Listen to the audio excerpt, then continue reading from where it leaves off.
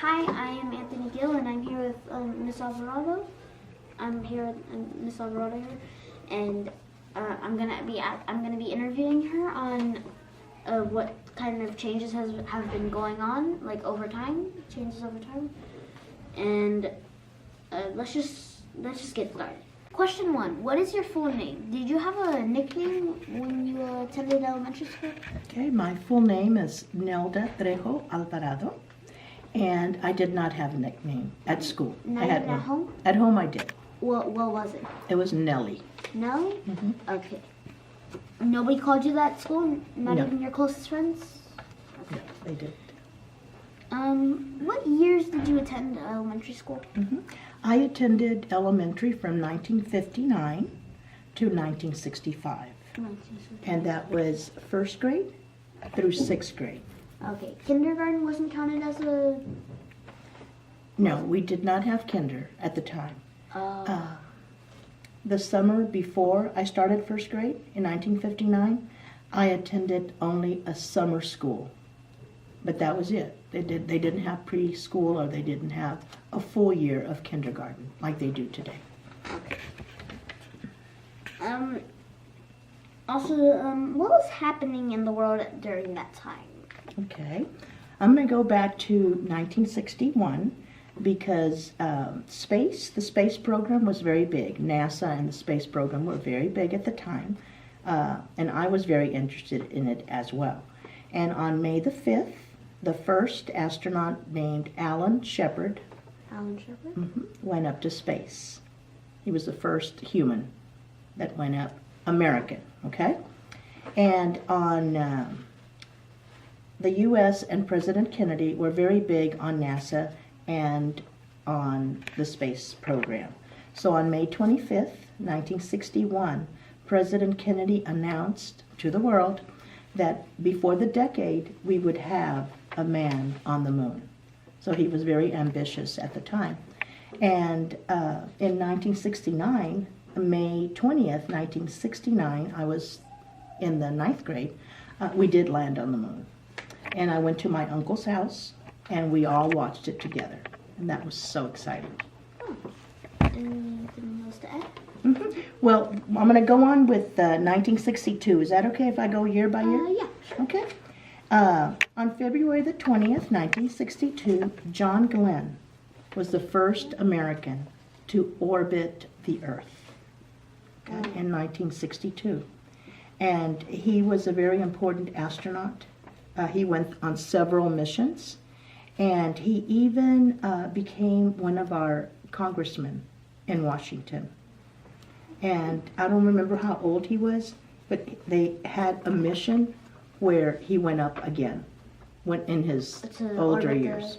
To orbit the moon again? Yeah. I mean, the Earth. Yes. The Earth.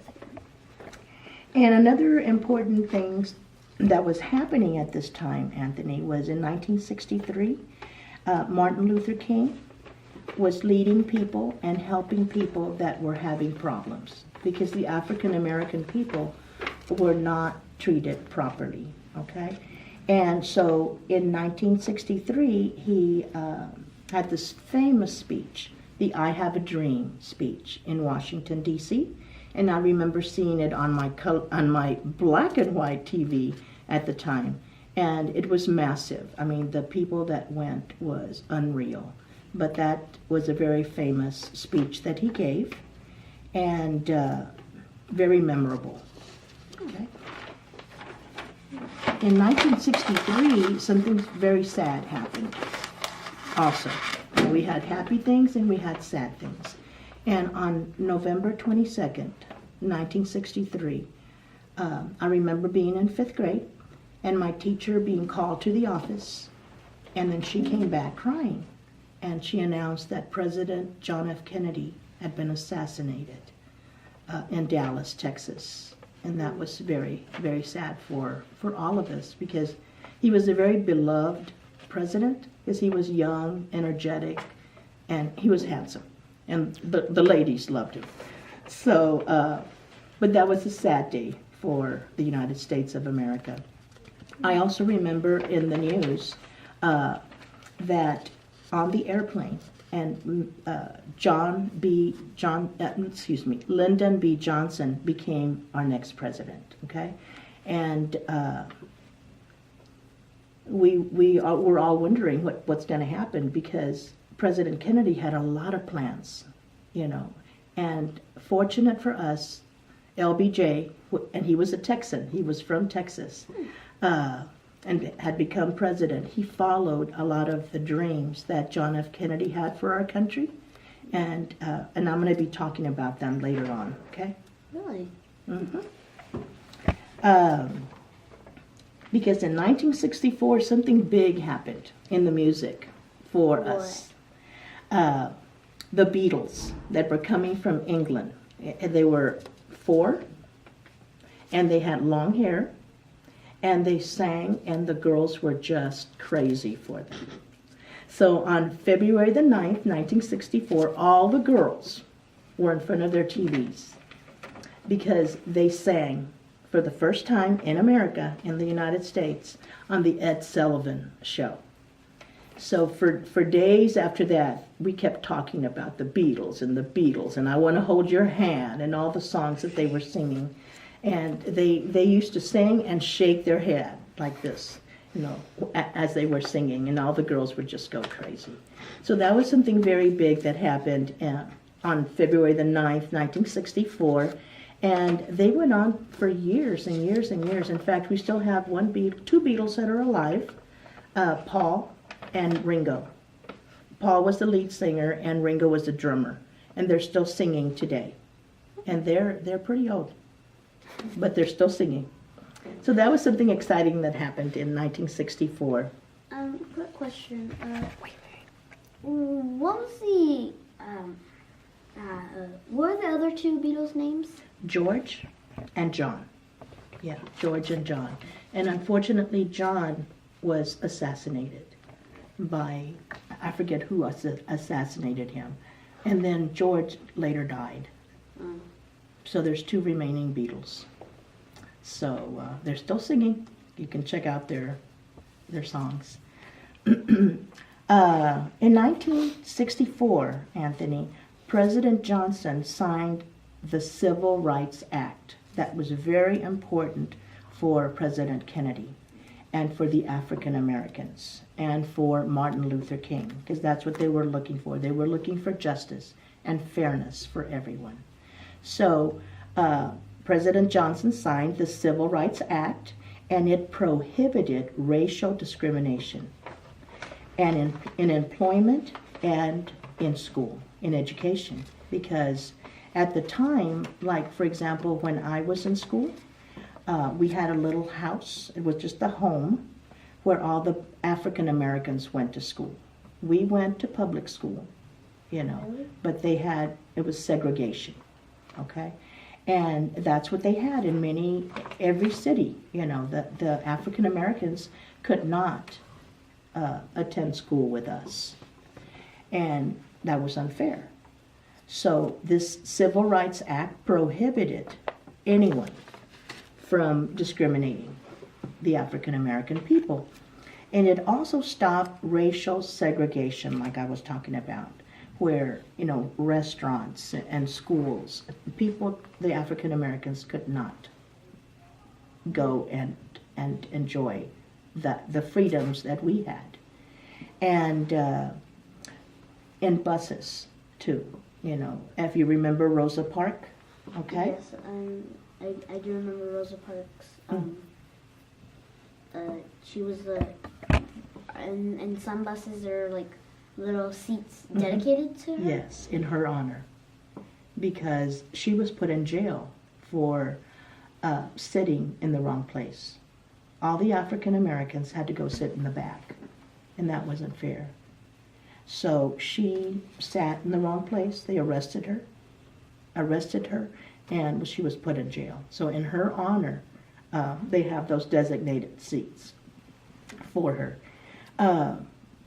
So now, with this Civil Rights Act of 1964 that was signed by LBJ, the African Americans could attend schools, buses, parks, and swimming pools together with all of us. Okay? And when President Johnson signed this civil rights bill, he used 75 pens to sign it. Okay? 75 pens. And he saved one for Martin Luther King because he had done so much for this to pass. And Martin Luther King was a non-violent person. So he always preached, okay, let's do things through talking, through communicating. And so he got one of the pens. So a lot of people, 74 other people got one. But I thought it was very important that LBJ saved one for him. Don't you think?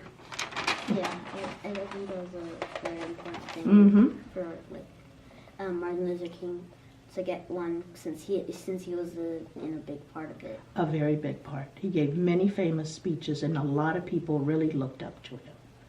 And so that's why I thought it was important for him to get one. Another thing that happened, Anthony, in 1965 was the voting rights.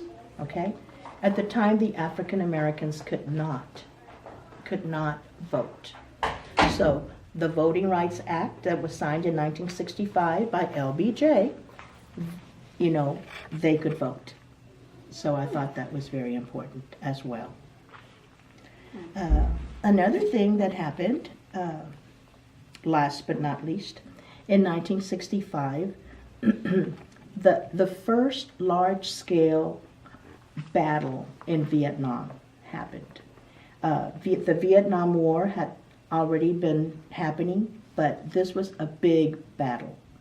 And all of us here in the United States were kind of afraid because we didn't know what was going on and what was going to happen to our sons and daughters. At the time, it was like my cousins and my uncles and stuff like that. Because at the time, they would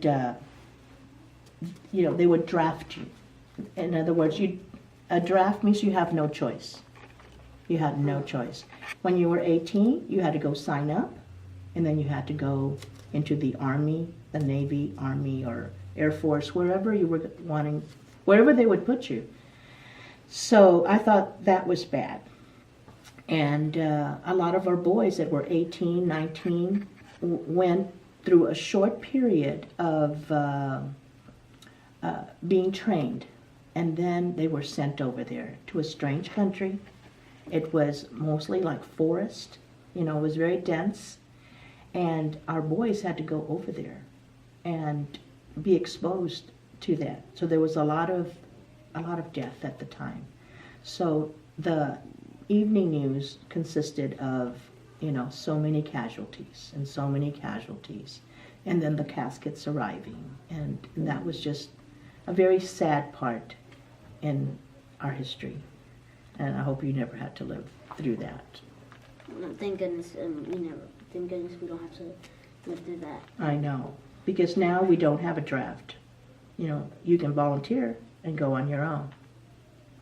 But so, they would just force people to just go into the army. Mm-hmm. They had no choice whatsoever. They had no choice. That's what a draft is. As soon as you turned 18, you knew you had to go and register. And then they would train you, and then they would ship you off. Wow. That was...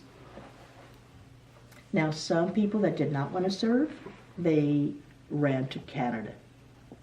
Canada? Yes, because in Canada they didn't have to go serve in the army.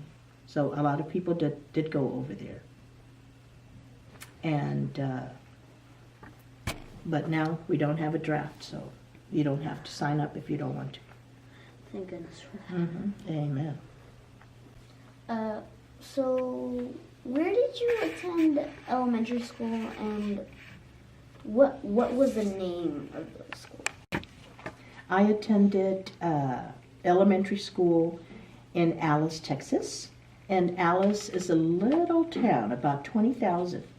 20,000? About 20,000 people, and close to Corpus Christi, close to Padre Island.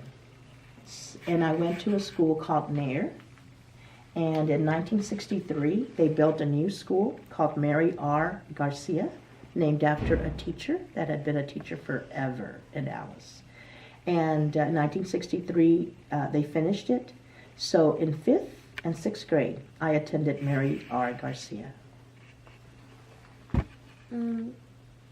So, did you go to school before 1st grade? And if so, where?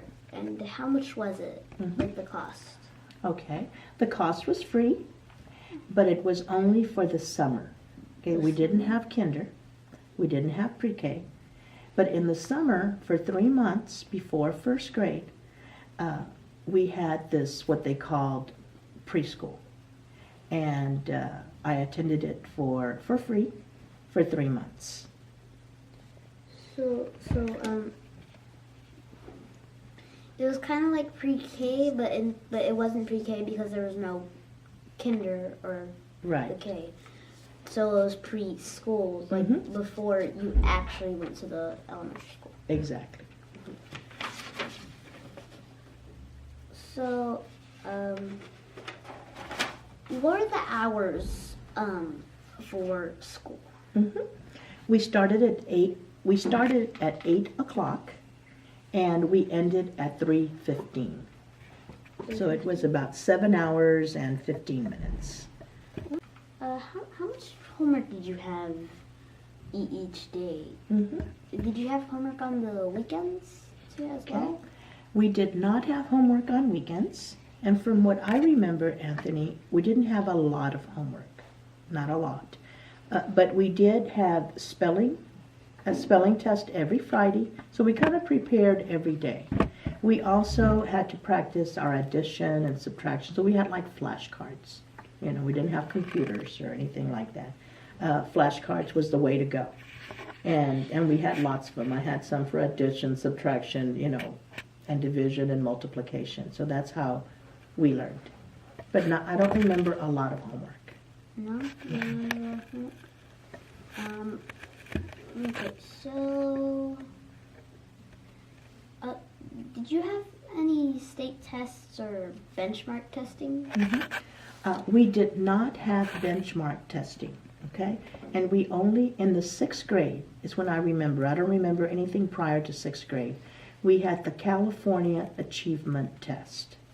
But there was no pressure, you know. They didn't even prepare us for it. It was whatever we learned through the year. In the spring, we took this test. But there was no pressure as to, you know, preparing for it all year long. And in our cases, like we have like pressuring to, we gotta prepare for the star, quick.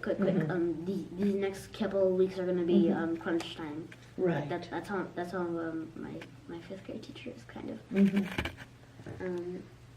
So, is there anything else that you would like to mention about like the pressuring, like no pressure? Really? Well, I think I kind of feel that because we were not pressured, we learned at our own pace, and we integrated what we learned, and I just didn't feel the pressure. Like, I know I feel pressure when I was teaching, you know, just in kindergarten, I felt the pressure for my kindergartners because they had to learn how to read and so forth. But I didn't feel any pressure back then. So there was no pressure whatsoever for like anyone about like the California Achievement test, no. achievement. It just the springtime came and they said, okay, we're going to take this achievement test, and we just did. It was a time test, so that was kind of a little pressure, but you know, because it was timed. But I don't remember feeling anxiety or anything about that. So what are the rules of the school? Do you remember rules for a particular class? Yes, I do. We didn't have school-wide rules. So does that mean that you had specific rules for a specific teacher? Yes, and one of the rules, and I think it was even from 1st grade all the way through 6th grade, Respect was big, respecting the teacher and respecting each other. Staying in your seat, you weren't allowed to walk around. You stayed in your seat. If you wanted to talk, you raised your hand. Keeping your hands and feet to yourself was a big one, all throughout, first through sixth grade. So I think I covered. How are kids disciplined? Okay. Were kids sent to the principal's office? Was there ISS or anything like that? Did not have ISS. Kids were sent to the principal's office. I'm glad I never was, because I was afraid of the principal. And so I'm glad that I tried to follow the rules so that I wouldn't get in trouble. What did parents do if a kid got in trouble at school? Mm-hmm. Like, what's the difference between discipline at home and at school? And that's good. What was the difference between that? Mm-hmm. At the time, Anthony, parents really respected the teachers, and they respected that if something had happened, that it was the truth. So at home, at least my parents respected the teacher, and whatever the teacher said, they followed through.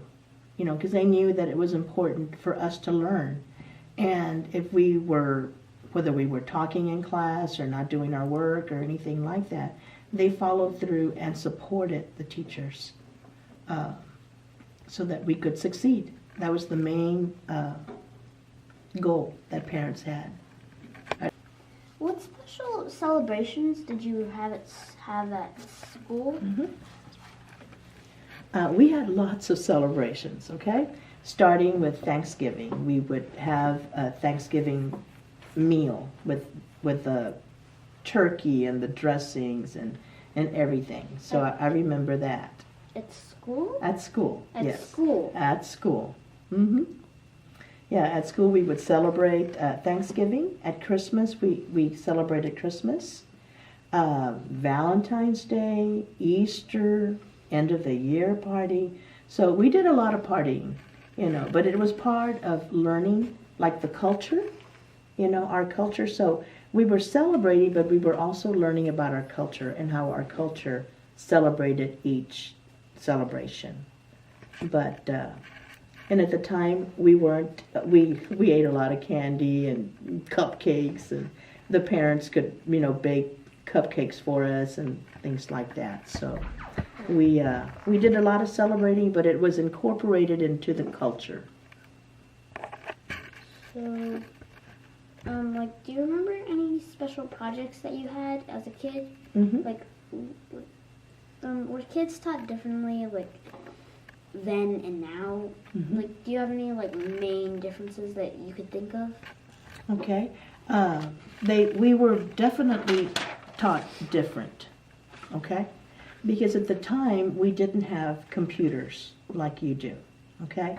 We didn't have music, we didn't have art, we didn't have guidance, we didn't have PE, The teacher would teach us everything, okay?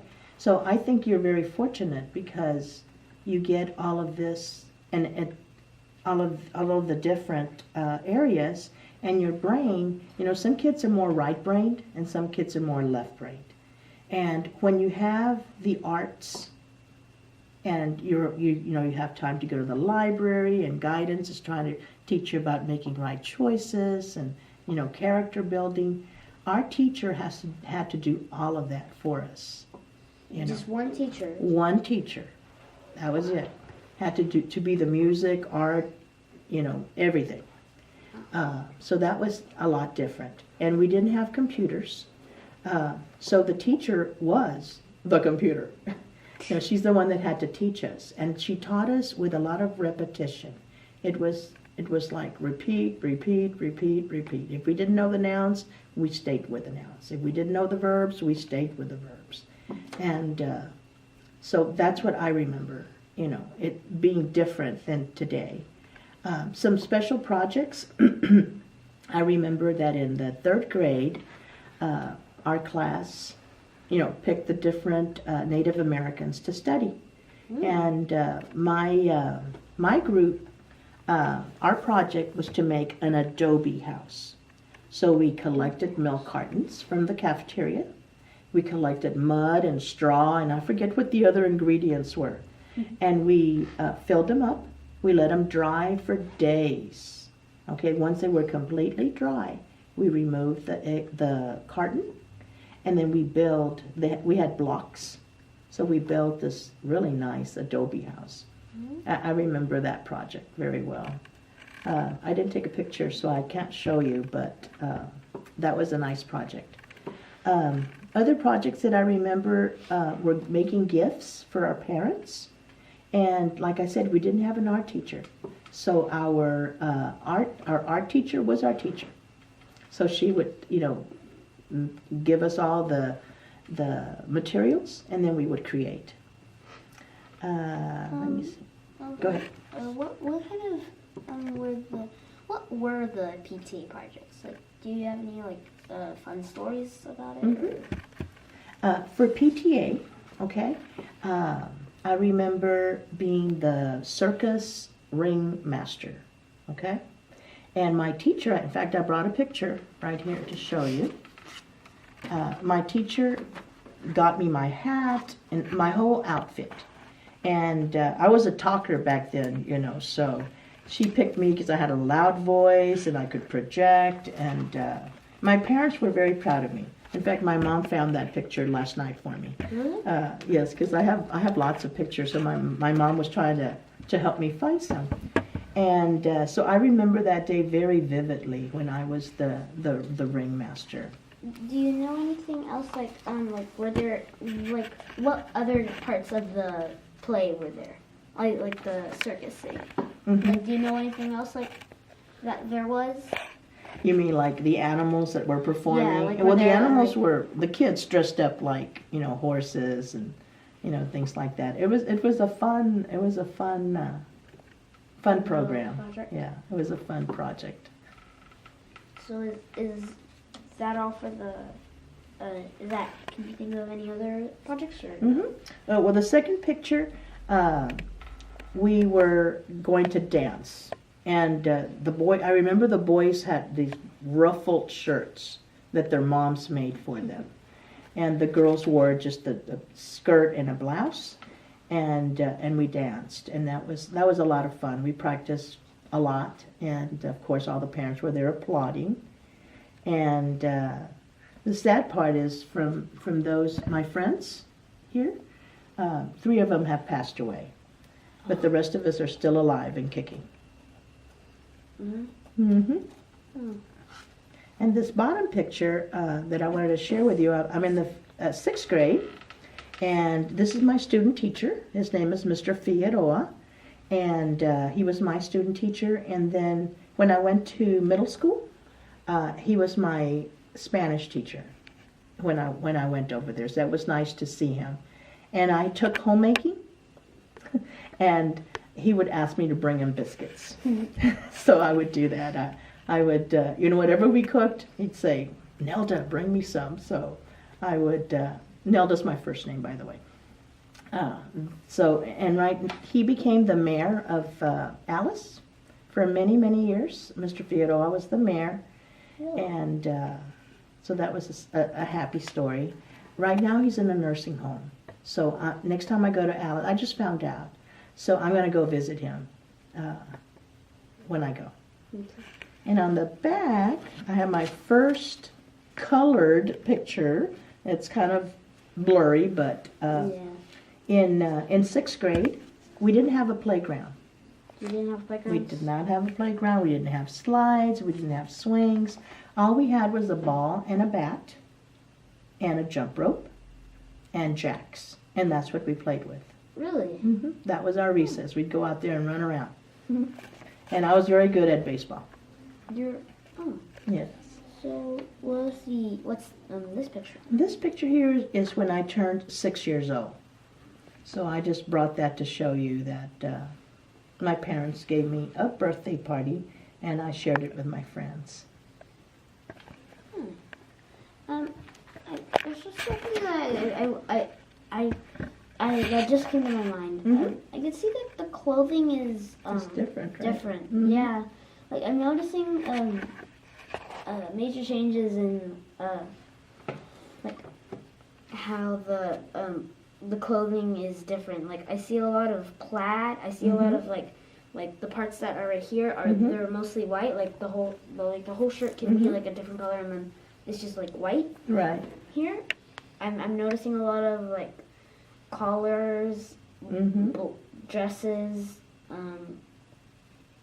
like I'm just noticing I'm noticing a lot of differences in the Mhm. clothing. In the way that we dress today, right? Yeah.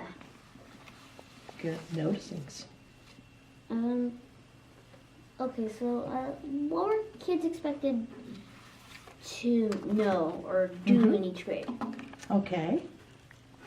Let's see. This is Yeah, it's right here.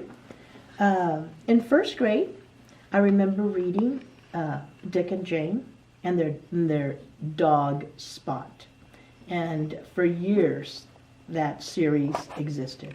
So we were by first grade we had to be able to read by the end of first grade, and I remember the Dick and Jane series.